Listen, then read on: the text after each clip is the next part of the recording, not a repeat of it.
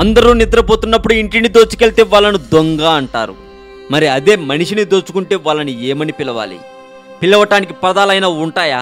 కుటుంబ సమస్యలతో బాధపడుతూ నిద్ర పట్టక స్లీపింగ్ పిల్స్ వేసుకోవడాన్ని అలవాటుగా మార్చుకుంది ఒక యువతి. దాన్నే అదునుగా తీసుకున్నాడు ఆమె ప్రేమికుడు. ప్రతిరోజు ఆమె ఇంటికి వెళ్ళేవాడు. ఆమె నిద్ర మాత్రలు వేసుకుని పడుకున్నాక నిద్రపోయిందని నిర్ధారించుకొని అత్యాచారం చేసేవాడట. ఒక్కసారి కాదు, 2 సార్లు కాదు, ఇలా చాలాసార్లు జరిగాయి. తనపై అఘాయిత్యం జరుగుతుందని అనుమానంతో ఆ యువతి నిలదీసింది. జరిగిన విషయాన్ని అర్థం చేసుకుని పోలీసులకు ఫిర్యాదు చేసింది. విశాఖ పోలీసులకు అందిన ఈ ఫిర్యాదు వివరాలు ఎలా ఉన్నాయంటే, కృష్ణా జిల్లా నూజివీడుకు చెందిన ఒక యువతి యానిమేషన్ కోర్సు చేసేందుకు విశాఖపట్నం వెళ్ళేది. అక్కడ ఆమెకు యువకుడితో పరిచయం అయింది. అతడు ప్రేమ ప్రతిపాదన చేయగా దానికి ఆమె ఓకే చెప్పేసింది. అయితే అప్పటికే ఆ యువకుడికి వేరే అమ్మాయితో పరిచయం ఉంది. ఆ విషయంపై ఆ యువతికి అతనికి గొడవ కూడా జరిగింది.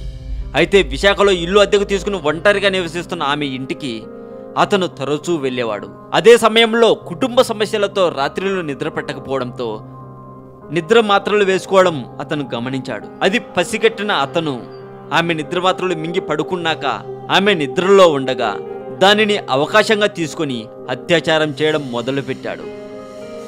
ఇలా చాలాసార్లు ఇలాగే జరిగిందట ఆ యువతి ఆరోపిస్తుంది. ఈ విధంగా ఈ సమాచారం మీద మీ ఒపీనియన్ని కామెంట్ రూపంలో పెట్టచ్చు. ఈ వీడియో కింద డిస్క్రిప్షన్లో తెలుగు మోజో కథలు అఫీషియల్ ఫేస్బుక్ పేజ్ లింక్ ఉంటుంది. క్లిక్ చేసి లైక్ కొట్టండి. ఇలాంటి మరింత సమాచారం తెలుసుకోవాలని మీకుంటే సబ్స్క్రైబ్ చేయండి తెలుగు మోజో కథలు ఛానల్. ఇంటికొక దేవుడు, ఊరికొక దేవత. దేవుడెవరు? భయం, భక్తి, నమ్మకం కలిపితేనే దేవుడు. మనిషి దేవుడు, పంచభూతాలు కలిపితేనే దేవాలయం. దేవుళ్ళంతా గ్రహాంతర జీవులే అంటారు కొందరు. అసలు దేవుడికి రూపమే లేదంటారు మరికొందరు. ఇంతకీ ఆ దేవుడెవరు? పూర్వం దేవాలయాలను కట్టించింది మనిషేనా లేక గ్రహాంతర వాసులా? దేవుడి కోసమే కట్టించే దేవాలయంలో దేవుడు ఉంటాడా? నైవేద్యంగా పెట్టే పండ్లు పలహారాలు తింటాడా? మనసులో మాత్రమే మెదిలే ప్రతి ప్రశ్నకి సమాధానం ఒక్క టెంపుల్ రహస్యాలు ఛానల్లోనే చూడండి. మిస్ అవ్వకండి.